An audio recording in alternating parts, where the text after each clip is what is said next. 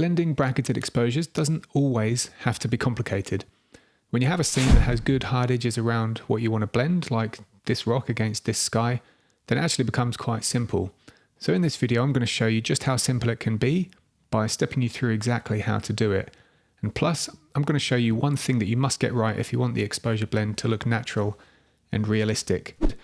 Now, this simple way of blending two bracketed exposures works best when you have a hard, high contrast edge between the dark parts and the bright parts that you want to blend together. And if you're just getting started blending exposures, then this is a great type of image to actually get started on and practice with. Now, in this example, I'm starting with the light exposure on top of the dark exposure in the layers panel. Now, if the background layer is locked, just click the padlock to release it first, and then you can move your layers around by clicking and dragging like this. And now I'm going to make a selection around the part of the light exposure that I want to keep. In other words, the part of the exposure that is going to show through when the two are blended. So using the quick selection tool, I can just click and drag around the bottom half of this image, and Photoshop is going to recognize the edges that I want to select. And if it gets an edge slightly wrong, I can hold Alt or Option on PC or Mac to remove that part of the selection. And then once I'm happy with the selection, I'll make sure the top layer is highlighted, and then I'm going to click the Add Layer Mask button down here in the Layers panel. So what this does, it loads the selection into a layer mask on the light layer so that everything that wasn't selected is now hidden from view. So that's a good first step, but it still doesn't look great. When you look at this, there's definitely something off about it. And this is where the part comes in that I mentioned earlier, and that is creating a realistic balance between the blended sky and the foreground. It really doesn't matter what techniques you're using to blend skies and foregrounds, whether it's the most complicated or the simplest methods. You still need to think about the actual balance between those light values. So let's do that now. If I hide this top layer, for example, you can see the sky is naturally lighter than the sea at the horizon.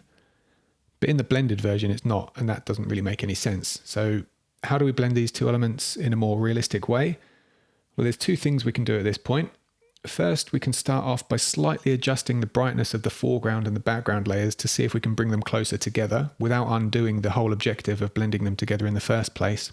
So to adjust the top layer, without adjusting the bottom layer, we can add a curves adjustment layer and then clip it to the top layer by holding Alt or Option on the keyboard and then clicking with the mouse once between the two layers. And now this adjustment is clipped to the top layer.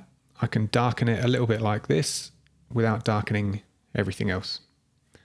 So to do the equivalent for the dark layer underneath, we can do the same thing, or we can just add a curves adjustment layer between these two layers without clipping it, and it's going to have the same effect because the adjustment layer is only going to affect what's beneath it in the layers panel. So let's just lighten the sky a little bit now, probably not too much, otherwise it'll, like I said, undo the reason for blending to begin with. So we can leave it there. These blended layers are a little bit closer now, but the transition from sky to sea on the horizon still looks uneven. So to subtly blend them together a bit more seamlessly, we can soften that transition in the layer mask quite easily. To do that, we can just grab the brush tool with a black foreground color and on a low opacity, and then brush into the layer mask of the light exposure to gradually reveal the dark layer beneath. So we just do that across the horizon there where the sky meets the water, and I think that looks much better. However, there's still one potentially really big issue that's easy to miss unless you're zooming in closely on your image constantly, and that's what's happening around the edge of this dark rock against the sky. So if I zoom in, you should be able to see that faint light outline around the outside of the rock, and especially up here where the selection wasn't able to quite get into that tiny gap. So we call this a halo, and halos only get worse as you continue on editing an image beyond the initial exposure blend. But watch this video here and I'll show you the easy way to fix even the worst looking halos in your images so that you can create super clean exposure blends time after time.